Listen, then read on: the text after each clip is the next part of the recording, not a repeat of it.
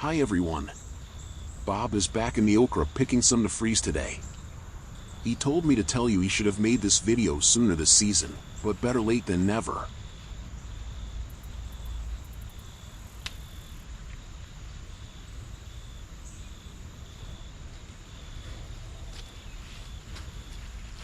Why, hello everyone, and welcome back to the back garden yard.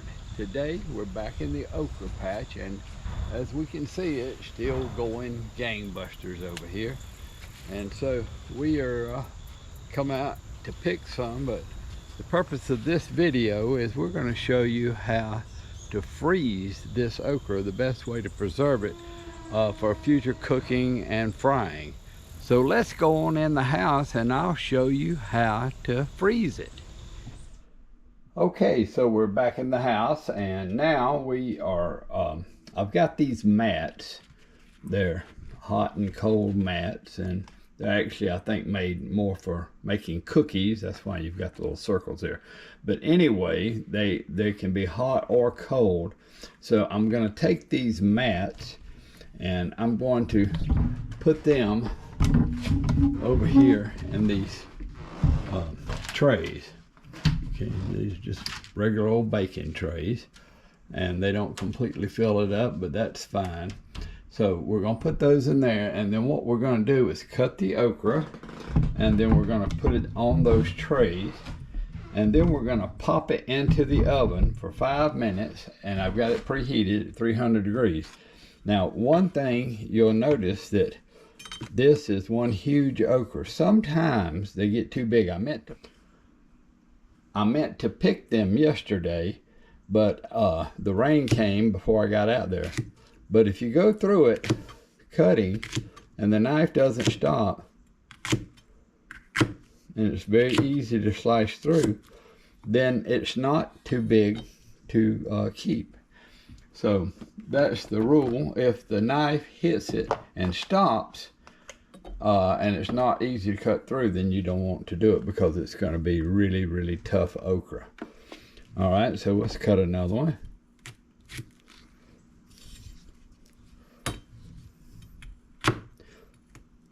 And this one I'm getting resistance.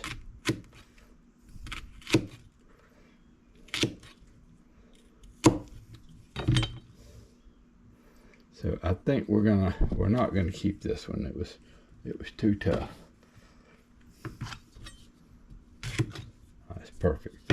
So even though these are, I'd say, close to 10 inches long, this particular kind of red stemmed okra is very good to eat, even at this size.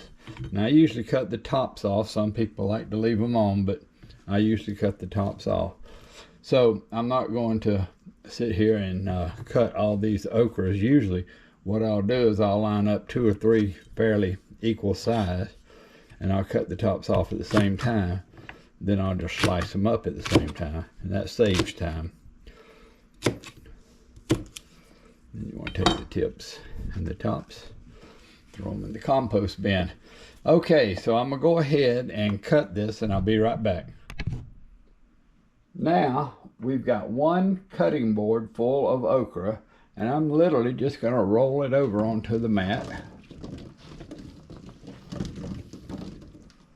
And you kind of want to figure out how much you'll probably want in each bag as you're preserving it. Since there's mainly just 2 of us eating this,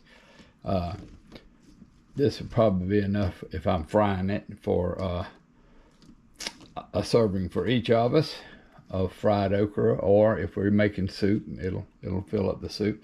So that's kind of how I do it. I kind of judge how much will go on each mat. So let me get enough for the other mat, and I'll be right back. Okay, so here comes the other cutting board full of okra, and we're going to transfer it to that mat.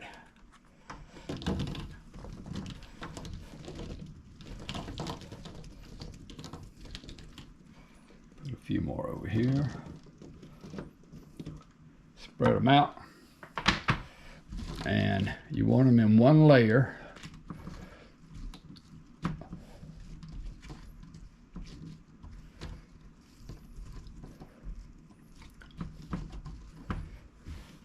Okay, and that's good enough. They don't have to be all on the mat, because what we're going to do is we're going to pop them into the 300-degree oven for exactly 5 minutes. We want to heat them up and then cool them down and then freeze them. And what we're going to do with that is the heating is like blanching when you boil green beans, and you boil them for a couple of minutes, and it brings out the enzymes and stops the enzymes from degrading. It's the same way with the heat here. So we want to heat it up, cool it down, and then freeze it. Doing all that. Okay, so I'm gonna pop this into the 300-degree oven, and let's do it.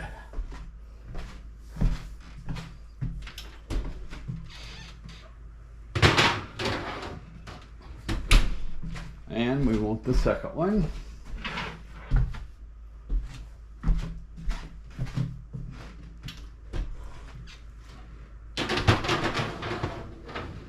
Okay, and I will be back in exactly 5 minutes. Okay, so it's been 5 minutes, and we're gonna go ahead and cut the oven off. And we're gonna take the pans out.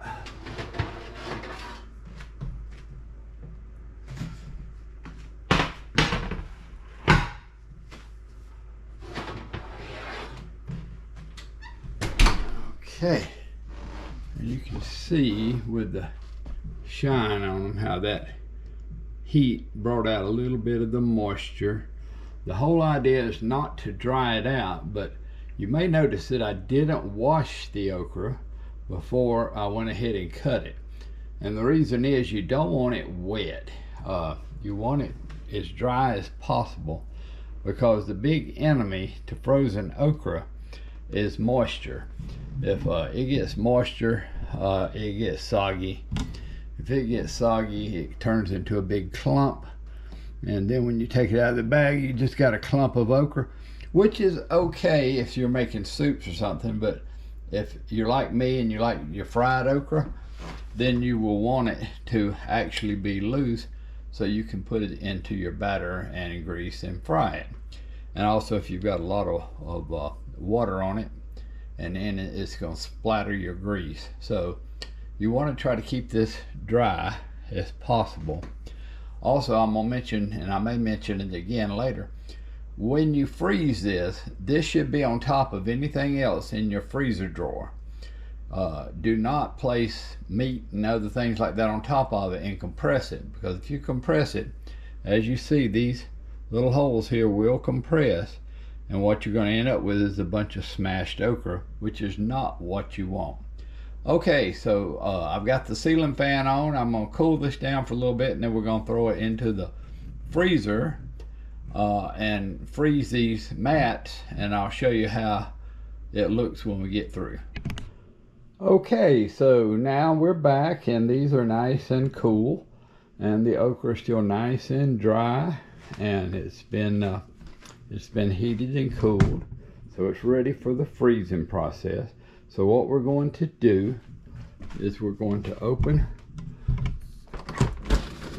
the freezer here, and I've got a tray with nothing else in it,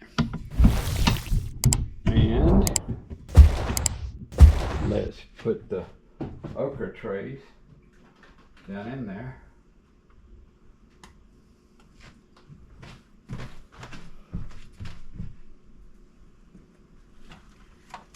There's tray one.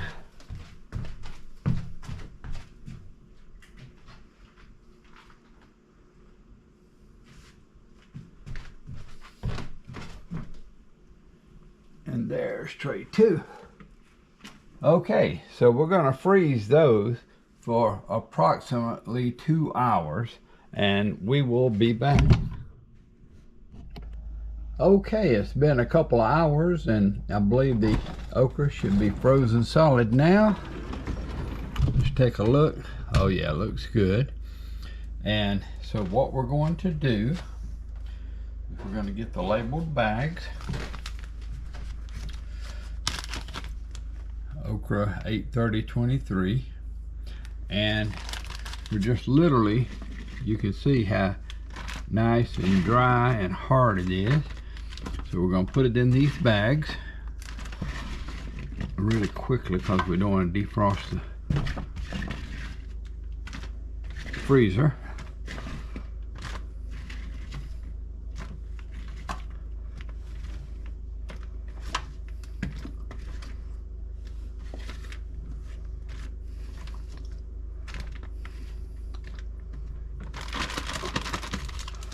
And there it is. We're just going to lay it like that, and as you can see, it's still loose in this bag, and that's the way you want it. You don't want to put anything on top of it or it'll smash it even after it's frozen even more solid. And here you can see the little ice crystals on this one, and that's what you don't really want, is too much ice crystals. And this okra will keep for about 5 months, and it'll be really fresh. Otherwise, I would suggest using it in soups and stews and stuff. But if you want to fry it up, you should probably fry it within 5 months of freezing. But it's going to take you all the way through New Year's and beyond. Nothing better than having fresh fried okra for New Year's. Well, it's not fresh, it's frozen, but you know what I'm saying. So, yeah, you don't want to pack it. It's got to stay loose in there.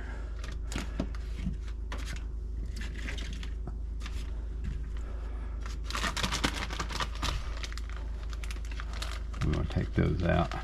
Try the other bag. I've done this quite a few times, so I usually know just about how much I need to cut to make a bag full. And there we go.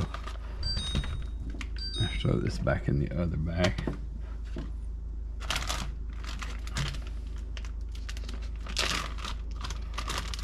Perfect.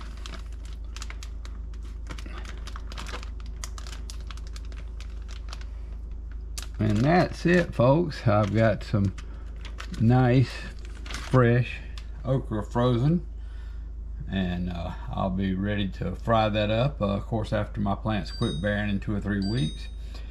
And if you like content like this and you'd like to see more of it, please like and subscribe, because that helps the channel.